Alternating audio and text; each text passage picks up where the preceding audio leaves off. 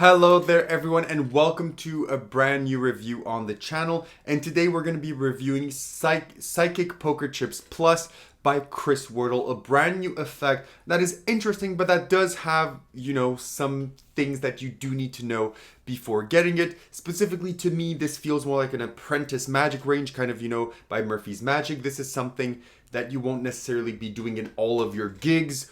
But if you're an apprentice magic, you're starting to learn magic and you want to get into the world of mentalism, I think this could be, especially for the price and what's on offer, a really good intro for you in that realm. So let's roll the intro and get straight into it.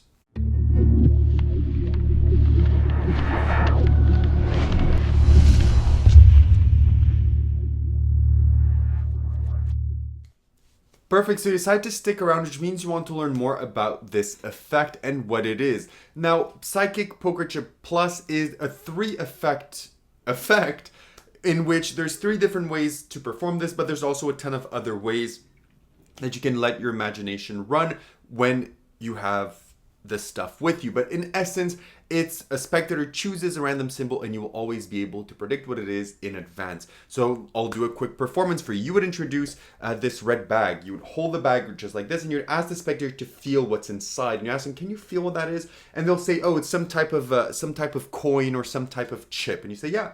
Did you notice that what I have here are some chips as well? I have chips that represent some ESP symbols, like the circle, like the star, like the cross, the wavy lines, and the square. The 5 symbols of ESP. Then you could proceed to any type of performance that you want. I personally go for a performance of giving them a reading through the symbols, and they can select any one of them. So let's say they go for, I don't know, we'll just go for the plus. So you say, perfect. So the plus is your choice. So what we're going to do is we're going to take this and we're going to place it inside there, but you're good with the plus. You don't want to change your mind. They're going to say no. So you say, okay, so we're just going to place it in the bag.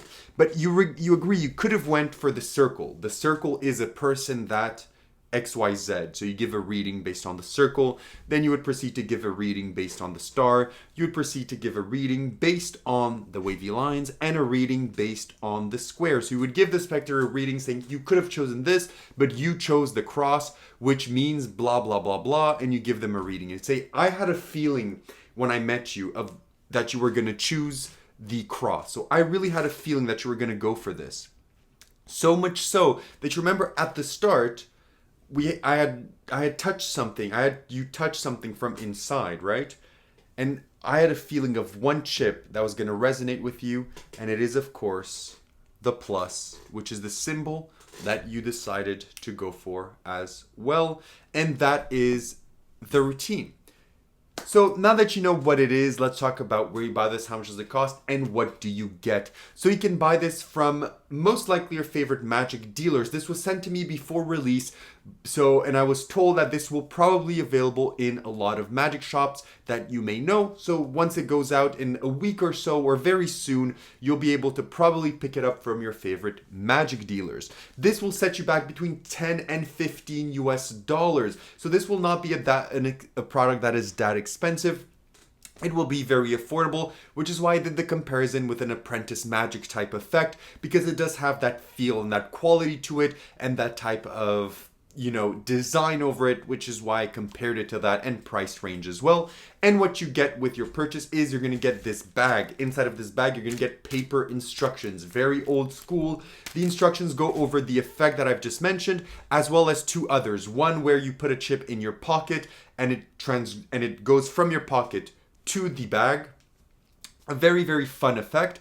And there's another one where you have a small box with the chips. You take all of the chips, put them in a hanky. You say a story or anything about ESP, or you can go as spooky as you want. You snap your fingers. You show that all the chips disappeared from the hanky to appear back inside of the box. And of course, once you have these in your hand, you can find other effects to perform as well. The instructions for the last 2 effects that I've mentioned are really direct, really easy, because the effects are easy to perform. However, I do feel that the instruction for this main effect are a bit lacking, because they do not tell you how to do the move for the effect. They just tell you, oh, you're going to do this, and then you reveal. But how do I do it? I think that was lacking a bit from the instructions. I personally found a really interesting way when doing it at a table to do it, in which it's automatic. There's no fumbling in the bag, because at the start when I was practicing this with the instructions, I was placing both chips in the bag like this, and I was like, okay, so you chose, and I was fiddling like this, and everyone would be like,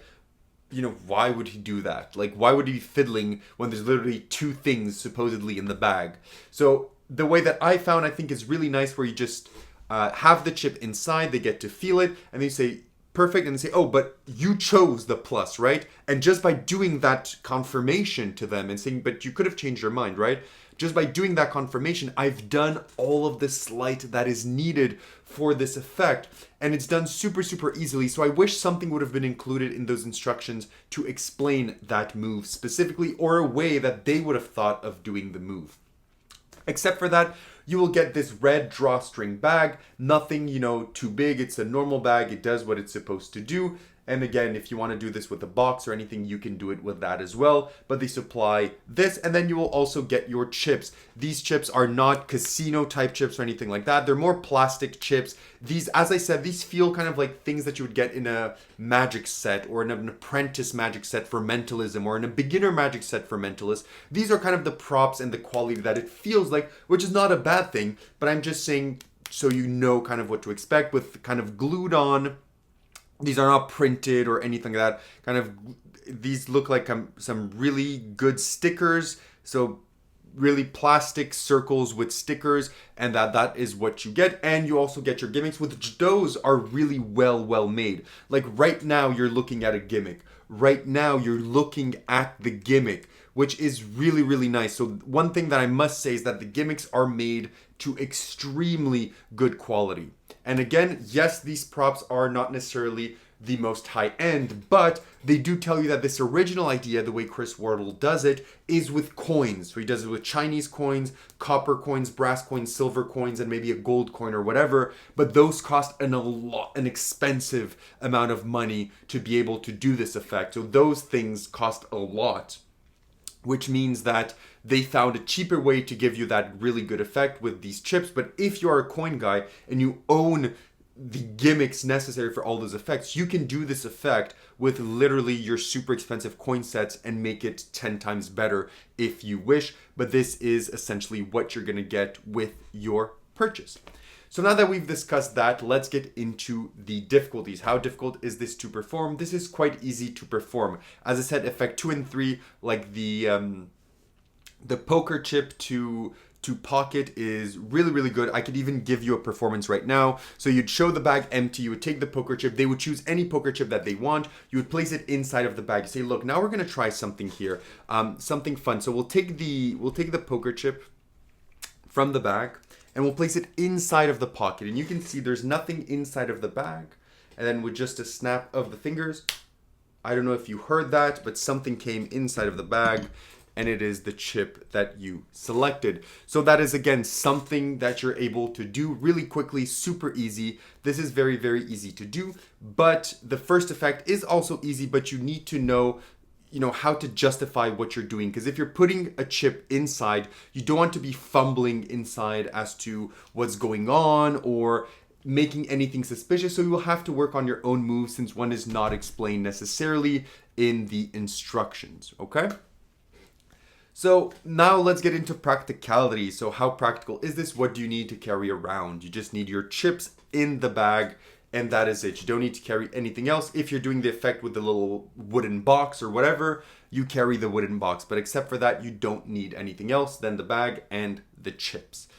In terms of inspectability, the bag is inspectable. The chips are not inspectable, except the chip at the end. So this one, they could take a look at it, but they cannot take a look at the other chips since they are gimmicked. In terms of repeatability, the effect can be repeated how many times as you want.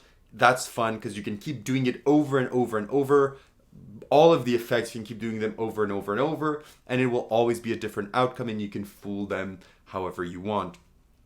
Next up is angles. The angles for the routine are pretty good. The routine in the box, you don't necessarily want anyone behind you, but all the other effects could be almost done 360. If performed correctly, can be done close to 360 degrees. And now let's talk about table. Do you need a table to perform this effect?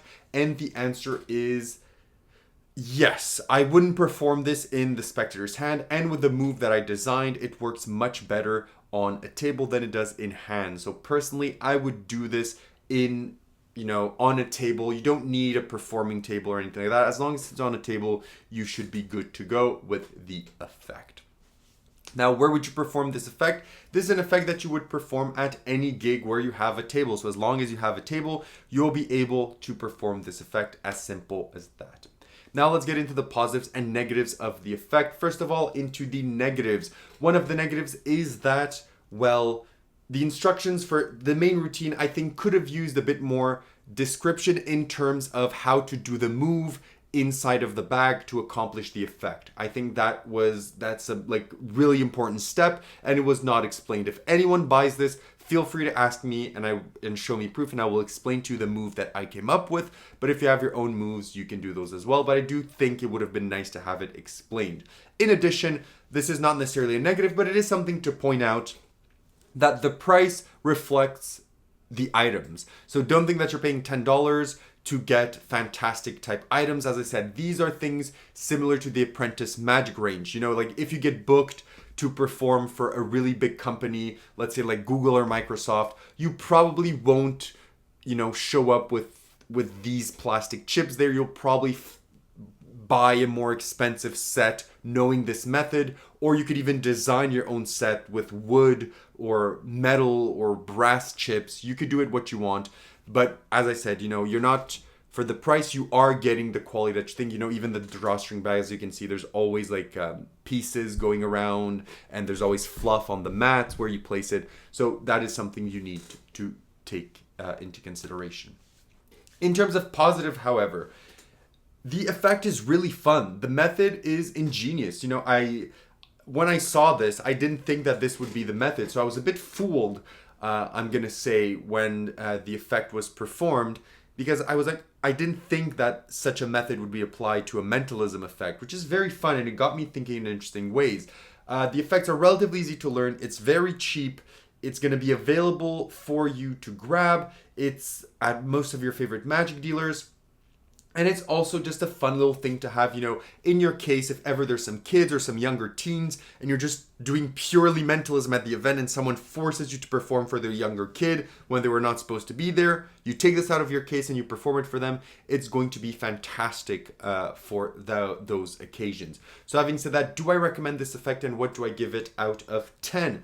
Do I recommend it? I think that if you are a beginner in mentalism or a beginner in magic and you're looking for some gimmicks and some effects to just get you started, to just get you, dipping your toes into the world of mentalism with some fun props and effects that mostly do the work for you, I think this is a fantastic grab, especially for the price. However, if you're a seasoned mentalist or a veteran mentalist and you're performing only with billets, with zodiac signs, with propless magic, maybe this is not going to be for you. But overall, it's still an okay product for the price and for everything. It's not something that I'm personally going to use in my day-to-day performances, but I think that for a quick video online, I may definitely use this, or as I said, have it in my case if I go to an event and there's kids there. This could be a brilliant effect to do for kids because it is fooling for the kids as well as for the adults. So if the adults are watching, it would be a very good effect to fool them as well. So overall, I still think it's good, but I won't necessarily be performing it in my gigs. I'm giving this a 7.25 on 10. So if you have any additional questions, leave them down below. If not, I'll see you all in my next review. Have a good one, and bye-bye.